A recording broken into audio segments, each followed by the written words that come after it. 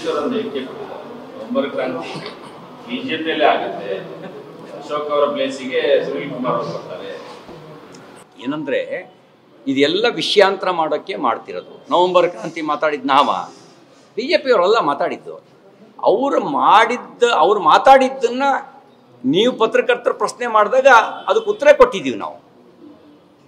ಮತ್ತು ಪ್ರದೀಪ್ ಈಶ್ವರರು ಕಾಂಗ್ರೆಸ್ ಒಳಗಡೆ ಎಷ್ಟನೇ ಅವರು?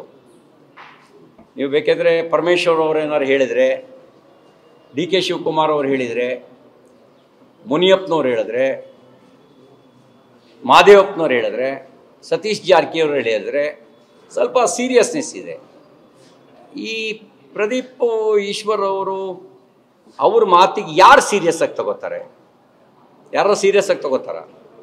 ಚಿಕ್ಕಬಳ್ಳಾಪುರದಲ್ಲೇ ಯಾರೂ ಅವ್ರ ಮಾತನ್ನ ಸೀರಿಯಸ್ ಆಗಿ ತಗೊಳ್ಳಲ್ಲ. ಯಾರು ತಗೊಳ್ತಾರೆ ಅವ್ರ ಮಾತನ್ನ ಸೀರಿಯಸ್ ಆಗಿ? ಪ್ರದೀಪ್ ಈಶ್ವರ ಒಂದು ಹೇಳಿಕೆ ಕೊಟ್ಟಿದ್ದಾರೆ. ನವೆಂಬರ್ ಕ್ರಾಂತಿ ಬಿಜೆಪಿಯಲ್ಲೇ ಆಗುತ್ತೆ, ಅಶೋಕ್ ಅವರ ಪ್ಲೇಸಿಗೆ ಸುನೀಲ್ ಕುಮಾರ್ ಅವರು ಬರ್ತಾರೆ. ಏನಂದರೆ ಇದೆಲ್ಲ ವಿಷಯಾಂತರ ಮಾಡೋಕ್ಕೆ ಮಾಡ್ತಿರೋದು. ನವೆಂಬರ್ ಕ್ರಾಂತಿ ಮಾತಾಡಿದ ಬಿ ಜೆ ಪಿಯವರೆಲ್ಲ ಮಾತಾಡಿದ್ದು. ಅವ್ರು ಮಾತಾಡಿದ್ದನ್ನು ನೀವು ಪತ್ರಕರ್ತರು ಪ್ರಶ್ನೆ ಮಾಡಿದಾಗ ಅದಕ್ಕೆ ಉತ್ತರ ಕೊಟ್ಟಿದ್ದೀವಿ ನಾವು. ಮತ್ತು ಪ್ರದೀಪ್ ಈಶ್ವರರು ಕಾಂಗ್ರೆಸ್ ಒಳಗಡೆ ಎಷ್ಟನೇ ಅವರು? ನೀವು ಬೇಕಾದರೆ ಪರಮೇಶ್ವರ್ ಅವರು ಏನಾರು ಹೇಳಿದರೆ, ಡಿ ಕೆ ಶಿವಕುಮಾರ್ ಅವರು ಹೇಳಿದರೆ, ಮುನಿಯಪ್ಪನವ್ರು ಹೇಳಿದ್ರೆ,